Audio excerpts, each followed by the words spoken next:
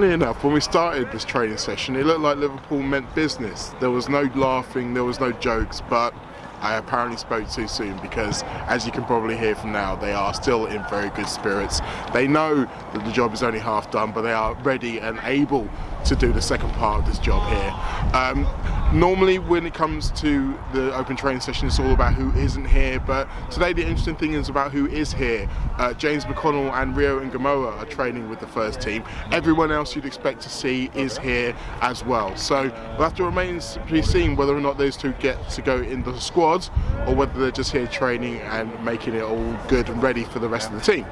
But we will have the Arne Slot press conference coming late this afternoon, and we'll be speaking to Diogo Jota as well, so we'll be able to hear a little bit more about what to expect tomorrow evening.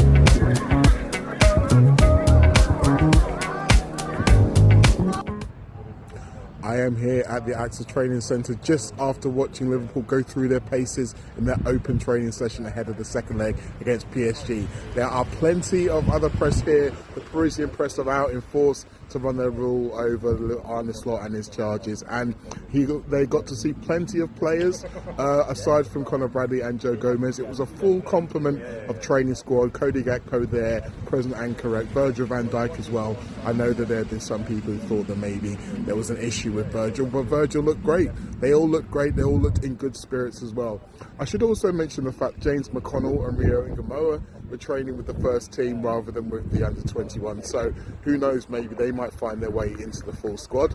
We will be speaking to Arne Slot later today and Diogo Jota as well, so I'm sure we'll be able to ask both of them some very, very good questions about what is surely a massive game.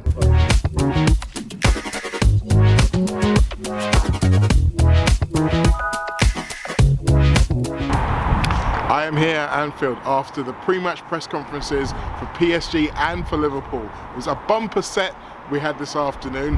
Khvicha Kvaratskhelia and Luis Enrique spoke for PSG, both of whom seemed extremely confident, although confidence has been a little bit maybe overplayed from the Parisian camp in certain areas. Some of the quotes that have come out have been particularly wild, saying the likes of Arsenal and Bayern Munich were better, and they were surprised by how poor Liverpool were. Well, neither of them cut that particular kind of line today. Both of them were very respectful of the task it's going to take to be able to beat Liverpool here at Anfield and go through, which is what they need to do. But again, they're confident in their style of football. They're confident in themselves as players and coaches to be able to get the job done. Now, Kvaratskhelia said that he believed it was a 50-50 chance between PSG and Liverpool to go through, and surprisingly enough, Arne Slot agreed with that assessment. Now, there were certain things that he didn't believe were true in terms of how a lot of people are assessing the game in the first leg. He says that they had the performance, Liverpool had the result, but he still believes that Liverpool didn't play quite as badly as some people seem to believe, and once again he pushed back on the idea of those 27 shots. It's clear that that's irked him a little bit, but he did also say that he knew Liverpool would have to have their best game of the season if they was to go through to the quarterfinals, and he knows exactly how big a test that this game will be, and he knows exactly how much his team need to improve. I spoke to Diogo Jota as well. He was very keen to stress that he hasn't been at his best so far this season, but there's still plenty of the season to play for, and I'm sure he believes that he can get back there. I gave him a stat which I kind of feel bad about now because clearly he didn't know about, but if he scores tomorrow, then maybe he'll have me to thank. Who knows? Well, that's all from here from Anfield. We're going to go home and I'm going to do the press conference review back in the lab, but you may have to wait a little while for that because there's a little matter of the Late Challenge podcast which I'm about to record in about half an hour's time. So you might have to wait a little bit longer than we'd like for this, but don't worry, you'll get there.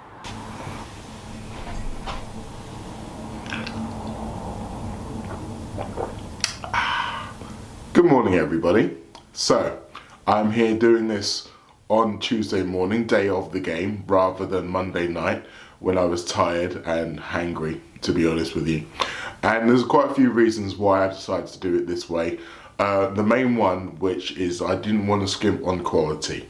I wanted to be sharp, ready to give you all of the analysis that you've come to expect. And also, I knew that if I rushed it out or took all night to put it together and ended up putting it out at 12 or 1 a.m. should I say, y'all wouldn't watch it till the morning anyway. So here we are in the morning. You've still got plenty of time to digest this show before we get to the business end of the day, which is the match itself.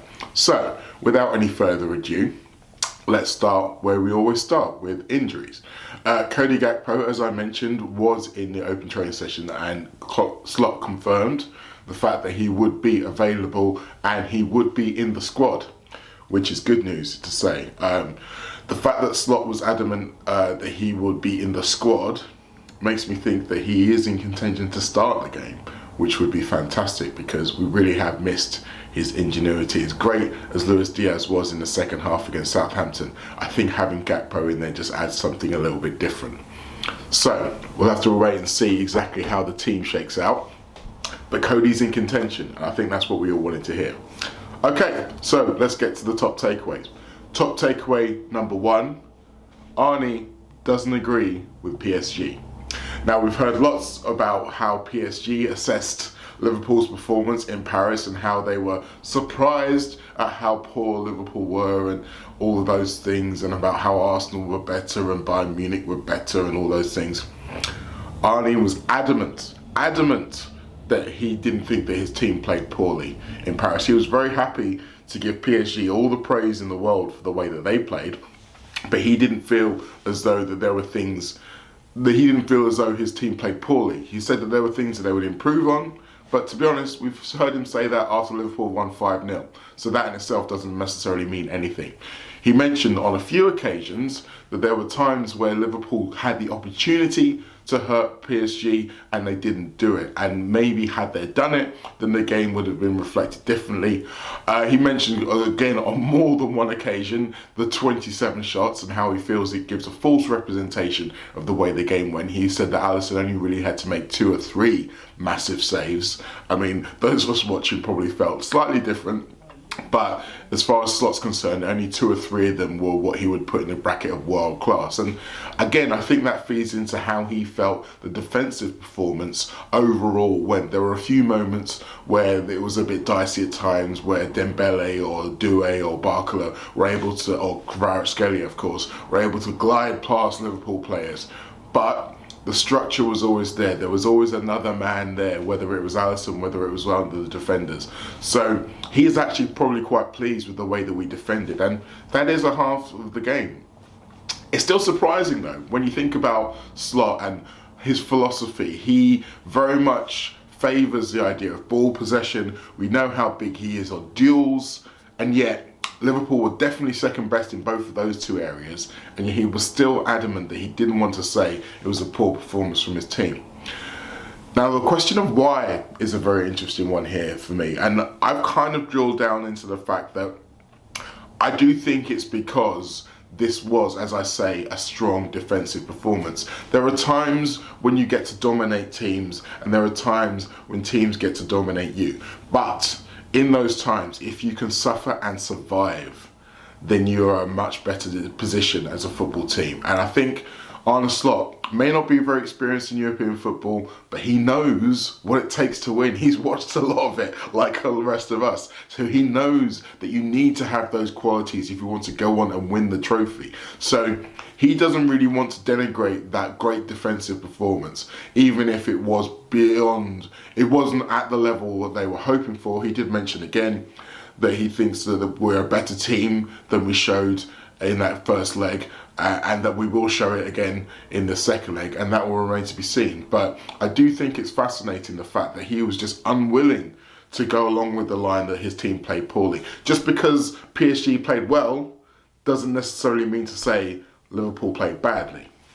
Top takeaway number 2, the blueprint for improvement is there. Now, I emphasize the word blue, and you'll see why in a moment. So Slot was kind of a little bit on the offensive at times, even though he did it in a very calm and measured way, where he spoke about the quality of PSG, but he didn't let it slip the fact that this is a very, very expensively assembled team and a very rich team. Obviously, they're a hungrier team and they've got lots of intensity and they're young and it's a new breed compared to the old superstars. But this is no underdog story. They are a very rich and well-assembled team. They should be this good, which is what the undercurrent was. And in a very similar situation to our neighbours from Manchester, who also play in blue. And this is where the whole idea of the blueprint comes along, because the away game in Paris was very similar to the away game in Manchester, in as much as Liverpool didn't have a lot of the ball. The opponents felt like they were making all of the play, that they were playing better, they were trying to score more than Liverpool were, and yet they didn't score, and Liverpool did. And Liverpool won both of those games. But then if you look at the way that Liverpool played against Manchester City at Anfield, it's a very different proposition. And so what Slot was trying to say was, just because we did that in the away game where they had the home advantage doesn't necessarily mean to say the game will play out the same way when we have the whip hand, when we have the home advantage, when we're on the front foot. And I think that in a similar way to the way his team probably took a lot of confidence from the way they performed at the Etihad going into that game against Paris, I think the same will happen with the home games, whereby they can say, look, they were the same team. In fact, they were probably... there's a lot of speculation over how good City have been and when were they good and when were they not good. The reality is, I don't think that they're a massively different team in February than they were in December. I think they were flawed at both times, and Liverpool proved that in both games. So you can look at it and say, well, PSG are a different team now than they were back in those days, but they aren't a different team than they were 7 days ago. And Liverpool, you can say the same. Well, maybe Liverpool are a different team in March as they were in December. Maybe. I'm not entirely sure that they are. I think if you look at the home performances and some of the big performances Liverpool put in recent weeks, I wouldn't say that they're a million miles away from the way they were performing back in December. I do think that that kind of performance that we saw against PSG and against Real Madrid, don't forget, and against Bayer Leverkusen and against Aston Villa in that really great run that they put together in November and December. I still think Liverpool have the ability to put those kinds of performances in right now, particularly when they know the stakes are high, particularly when they know how good they have to be to beat this PSG team. So I think looking at what the lessons of what they have learned from those games against Manchester City, and yes, there is a difference in quality between Manchester City and PSG, but let's not forget, Manchester City were 2-0 up in Paris at one point. Yes, they kind of folded like a house of cards, but they still have quality. The quality to be able to get themselves into that position. So the comparison probably is a little bit closer in a lot of aspects than most people would acknowledge based on the way that the team's seasons are going. So I do think Liverpool can take confidence from one into the other. And I guess we'll see exactly how that works out tomorrow evening. Oh no, wait, this evening. Top takeaway number 3, the score doesn't matter. Now, Arne Slot was asked about defending a lead and whether that will make a difference in how they approach the game. And I don't think anyone was surprised to hear him say, no, it will make no difference whatsoever. Liverpool will do what Liverpool always do, which is go into a game intending to try and win it. Now, he referenced once again those 2 matches away in Paris and away in Manchester and said that that didn't go the way that they intended in terms of how the game played out, in terms of the tactics, in terms of the opponents dominating the ball, but they found a way to win. They won both games. They didn't concede in either game. So you can look at it and say, well, yes, Liverpool didn't find the game as they wanted it, but they were still there to win. They still intended to win. There was never a point in that game, in either game, where they felt like they couldn't win it. And I think that's a really important thing when you're talking about mindset, when you talk about going into a game. I don't think anybody within the Liverpool sphere will go into this thinking, well, we've got a lead, now we can just sit on it and protect it. Just because defensively they were sound away in Paris, just because they were able to hold them out then, doesn't necessarily mean the same thing will happen at Anfield. I think everybody is fully aware of the fact that Paris are very capable of scoring goals at Anfield, which means that Liverpool will have to score goals as well. It's not just about winning the tie, it's about winning the game. That's how you win the tie if you're Liverpool. Don't worry about any draws. Go out there to win the game. However, I don't necessarily think that means that Liverpool are going to be going gung-ho from the start and trying to steamroll them. I know that that's a lot of what a lot of people would want to see, who want to kind of try to use the atmosphere at its maximum at the early stages, try to go out there, punch PSG in the mouth and see how they respond. That's one way of doing it for sure.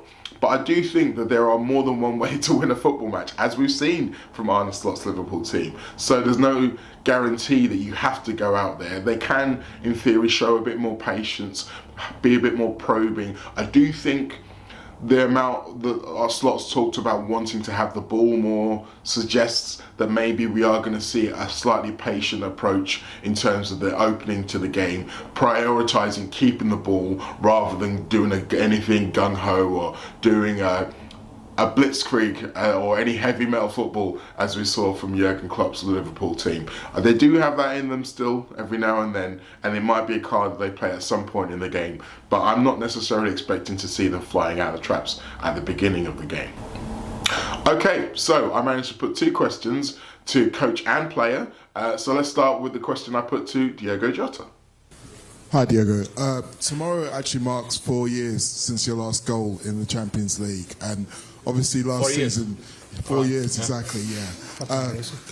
Obviously you did well in the Europa League last season, but I was going to ask you, are you aware of this? But it sounds like you weren't aware. No. How determined are you to be able to make a mark in this elite competition? Well, it'd be 4 years then. I think stats are also a part of today's game, especially, but they don't say everything. But well, I want to score, obviously, but that's not a factor that will impact my game at all tomorrow. And yeah, if I don't score and we go through, I don't mind keep adding a few more days into it. Now, as I mentioned previously, I do kind of feel bad about this because clearly he had no idea that his Champions League drought lasted as long as it did. But when you're a journalist and you're doing research for a question and you see a stat like that, because it's literally 4 years to the day since his last goal in the Champions League against Atletico Madrid, when you see something like that, you think, wow, yeah, I've got to throw that in there. And who knows, it might shock him into action. Now, I did mention, obviously, the fact that he scored in Europa League and Liverpool had a year out of the Champions League, so that's going to make a difference. And obviously, he was been injured for a lot of this year's campaign. But that drought still amounts to 16 Champions League games, which is a lot when you think about it. So for a guy like Jota, I think that little poke in his pride will certainly make a difference. Now, he did mention, obviously, stats aren't everything, boo, but I do think that he's right to say that there's more to his game than just scoring goals. I mean, he has got quite a few assists in that time as well, but also his work for the team, I think, is really important, and I know that Slot values that as well. So, no shade on you, Diogo, absolutely none at all. However, if you did decide to break that goal drought this evening, I'm sure a lot of people will be very pleased. Now, it's time to hear what I said to Arne Slot. Hi Arne. Luis Enrique said that his team need the ball in order to execute their game plan, and retaining possession was probably one of the areas Liverpool could improve from the first leg. How much is the ability to regain and retain possession going to factor into your game plan and maybe even team selection for this game tomorrow? Now, of course, we're hoping that we will have more of the ball than we had last week. But again, if you saw them playing, they are very intense when they don't have the ball, which led to them creating a few chances as well, because they took the ball away from us when we had build-up, and that led to a few chances. But in the 87th minute, when the ball was at Alisson, they moved forward with a lot of players. We played it long, and they were open, where we could score our goal. And when I watched the game back, I saw many moments that if a few of our players would have done better, then that could have led to us creating chances. I also know from my experience, because normally my team is doing what Parisiens is doing, that every other manager always says, yeah, we could have done better in these transition moments. But the thing is, they did exhaust us a bit more than I wanted, with them constantly pressing us. Yeah, if you then get the ball, sometimes you're a bit too tired to make the perfect execution, and that's why it would be useful for us to have the ball a bit more. And if we have the ball a bit more, hopefully the game opens up also a bit more for us. We know we can do better than last week, but I don't agree with people that said that we had a poor performance, because I do feel that you don't give the right credits to the team that deserves those credits, and that's what Germain deserved last week. They were incredible. Now, Slot once again wanted to reinforce the idea that the same things that make PSG dangerous can make them vulnerable. And this is something that I keep going back to. Every single tactic in football has a good side and a bad side. Something that makes it risky, something that makes it rewarding. Because if they didn't, then everyone would just do that one that had no risk and no reward. That's not how football works. So, Slot mentioned the fact that the way that Liverpool scored their goal was with PSG pushing up, pressing high, being aggressive, Liverpool going over the top, and then finding themselves in space to be able to create the chance. And again, he referenced the fact that there was a few other times where they got into position, they had the chance to make chances, but didn't quite do it. And I think that speaks to a little bit from what we might see in this game. I mentioned before about the idea of prioritising possession and being patient. I do also think that there's going to come a point in the game where Liverpool do look to be a bit more direct. And again, this kind of feeds into the idea of who's going to be your starting forward. Is it going to be Darwin Núñez? Is it going to be Diogo Jota? If you're wanting to go direct, if you're wanting to be able to go over the top of an aggressive press, then obviously Darwin Núñez makes sense. Not only does he have the speed to run in behind, but he has the strength and the power to be able to compete for those longer balls. We've seen Mo Salah to be able to pin a fullback and to be able to collect a ball from Alisson and seemingly have the strength of 10 men when he does it. So that's a possibility. Obviously, if Cody Gakpo comes into the starting lineup, then he makes that tactic a little bit easier as well. So do not be surprised to see Liverpool go direct at times. We know that we've still got the Van Dijk to Salah ball. That's always going to be in the locker. So there may well be those things that PSG didn't really have to deal with at that time in the first leg, which they have to deal with now. The other thing that Slot mentioned, which I thought was quite interesting, was the idea of how they exhausted Liverpool because of the way that they aggressively pressed them. And that meant that when Liverpool did get the ball, they weren't able to do things exactly as they wanted to. Maybe they were a bit tired, they weren't able to execute properly. Now, this is something that you don't often hear managers talk about, but it's clearly a thing. And I think if you go back and watch the game against PSG, there were moments when Liverpool finally did get the ball, and they just kind of hoofed it away. And that's the difference between playing direct and then just trying to get rid of the ball because you're mentally tired and you just need a break. You just need the ball to not be right in front of you. You need to just not be defending for a few seconds. So Liverpool need to be smart. They need to be able to use both tactics. Keep hold of the ball, which means they're able to retain their energy. So when they do get the ball, they do decide to go direct, they have the energy, they have the execution to be able to really hurt PSG. Now, this is going to be a fascinating chess match, I think, in terms of a football match. I also think this is going to be one that's going to go right down to the wire. So prepare yourselves, everybody. I think it's going to be a game where nothing comes easy, but I am confident that Liverpool can come out of it the right side and then go on into that League Cup final on Sunday, looking to secure the first trophy and make this week of 3 finals a hat-trick of fantastic victories.